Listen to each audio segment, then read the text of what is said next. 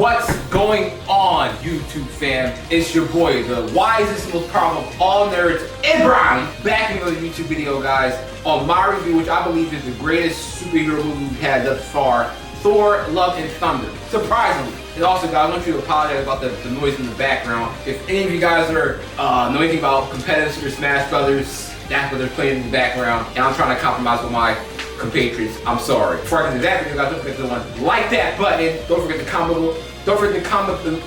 Don't forget to comment below, guys, and tell me what you guys thought about Thor, Love and Thunder. And this is gonna be a spoiler-free review. Don't forget to cop some King Kamara and Brimezus t-shirts off my websites. The link will be in the description box below. And most importantly, guys, please subscribe to my YouTube channel so I can continue to give you guys more content on a regular basis. So without further ado, let's get on the video. So guys, Thor, Love and Thunder, my honest opinion, is the greatest Thor movie as well as the greatest superhero movie of all time, which is, Thor's not even one of my favorite characters, really. But I do know about Thor because, again, I'm Brimezus, the wisest and most powerful of all nerds, and I knew that Thor, compared to most superheroes, would be one of the hardest comic book characters to adapt on TV in a cinematic universe because of the nature of what Thor is. Because Thor is a very exotic character, and there's a specific comic book with this comic book is sourced off of, which is the God Butcher, where Iron Man talks with Thor, and he says to Thor, going on here, he said, this is something beyond your mortal understanding, and then Iron Man says, yeah, this is like some gossip, I'll be out of here behind your stuff. This movie is a true, Thor movie that's really pulled from and stays true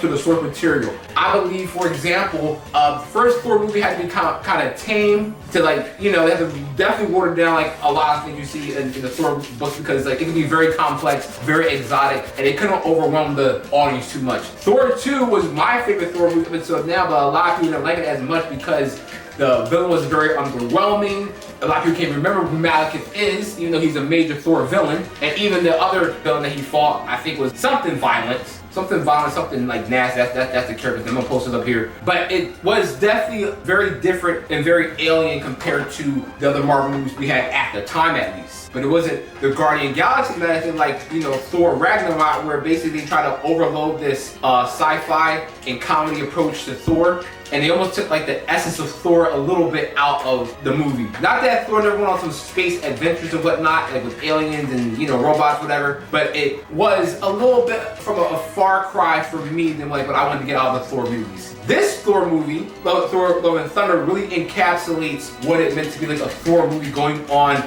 adventures beyond that of a Spider-Man, an Iron Man, a Captain America, or even a Hulk. This movie, this and that, is simultaneously highlights what's done right and wrong in movies today. It's virtually the opposite of what the Batman movie was back in March. You can check that video out here. And it also shows that it can stay true to Thor, Love and Thunder also stayed true to what made comic book movies juggernaut of media today, while also addressing current events and society as a whole. And also showing how it can evolve into new areas that wasn't explored before in movies, or at least in this high of a degree. One of the things, for example, without spoiling anything, is really faith. Faith is one of the things that's, a touchy subject, as far as religion goes, its place in society, how to go about it, even politics, even gender roles. Things like that are addressed in that movie to a very deep degree, which I really appreciate, but also not something that shoves in your face, but while still even appealing to both sides of the argument in a fair manner. It also has the best love story I can remember as of recently that I've seen since The Matrix, the first 3 movies specifically. Yes, this is a great action movie. It's also gives you a lot to think about, and it has a great love story overall, which is called Love and Thunder.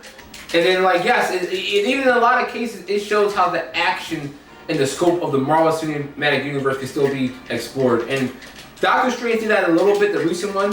Multiverse of Madness has shown how it can become more of a horror movie, an MCU, a little bit of a different taste, but Thor, Love and Thunder, I think, attacked its objective in a much better way than Doctor Strange did with his own movie.